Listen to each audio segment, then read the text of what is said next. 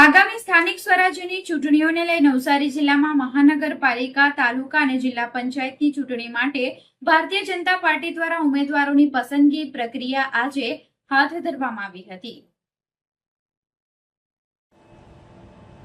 નવસારી શહેરના સિંધુ ભવન ખાતે મહાનગરપાલિકાના કુલ 13 વોર્ડની 52 બેઠકો માટે દાવેદારીઓને સાંભળવાની પ્રક્રિયા હાથ ધરવામાં આવી હતી।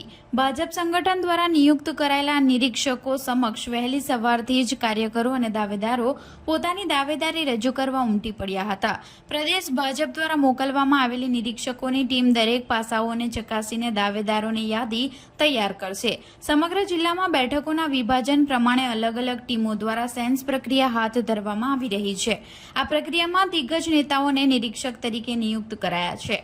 જલાલપોર અને વાંસદા બેઠકો માટે છોટાઉદેપુરના સાંસદ જસવંતસિંહ ભાભોર, ધર્મેશ પંડ્યા અને કામિની સોનીની દાવેદારીની રજૂઆતો સાંભળી રહ્યા છે। નવસારી મહાનગરપાલિકા માટે રાજ્યકક્ષાના મંત્રી રમણભાઈ સોલંકીની આગેવાની હેઠળ ધારાસભ્ય કનૈયાલાલ કિશોરી અને સીમાબેન મોહિલે નિરીક્ષણ કરી રહ્યા છે। ગણદેવી તાલુકા ચીખલી અને ગણદેવી નગરપાલિકા માટે આણંદના ધારાસભ્ય યોગેશ પટેલ નિરીક્ષક તરીકે ફરજ બજાવી રહ્યા છે। તેમની ટીમમાં અરવલ્લીના પૂર્વ જિલ્લા પ્રમુખ જેપી પટેલ અને પ્રદેશ મહિલા મોરચાના ઉપપ્રમુખ ઉર્મિલાબેન વસાવા સામેલ છે।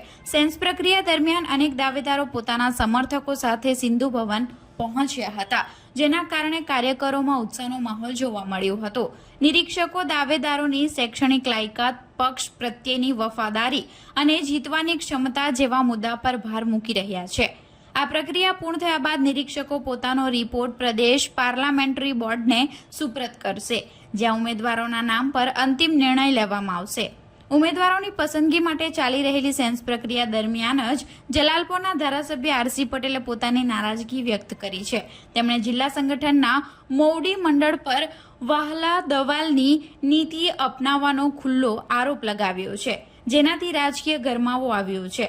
ઉમેદવારોની પસંદગી માટે ચાલી રહેલી સેન્સ પ્રક્રિયા દરમિયાન જ જલાલપોરના ધારાસભ્ય આરસી પટેલે પોતાની નારાજગી વ્યક્ત કરી હતી। જો આ તો કાયમના માટેની પ્રક્રિયા છે। જિલ્લા પંચાયત હોય કે તાલુકા પંચાયત હોય, એની પ્રક્રિયા તો ચાલતી જ હોય કે કયો ઉમેદવાર સારો હોય અને સારા ઉમેદવારને જ આપણે ટિકિટો આપતા હોય।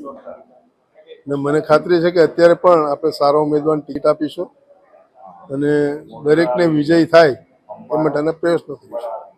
સાથે સાથે નવસારી મહાનગરપાલિકા પણ સેશન પ્રક્રિયા છે। તમારા વોર્ડમાં જલાલપોર તાલુકામાં આવતા મત વિસ્તારો છે, તો તેમાં પણ કઈ રીતની કામગીરી? અત્યાર સુધીમાં તો અમારા 5 વોર્ડ ચૂંટાતા આવેલા છે।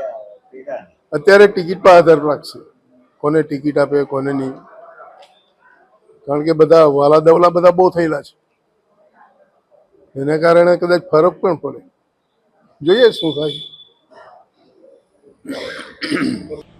ધારાસભ્ય આરસી પટેલના નિવેદનથી સ્પષ્ટ થાય છે કે જલાલપોર અને વેજલપોર વિસ્તારમાં ટિકિટ વહેંચણી વખતે પક્ષમાં મોટા વિવાદો સર્જાઈ શકે છે। એક તરફ ભાજપ શિસ્તબદ્ધ હોવાનો દાવો કરે છે, ત્યારે બીજી તરફ કદાવર નેતાના આક્ષેપોએ વિપક્ષને પણ બોલવાની તક આપી દીધી છે।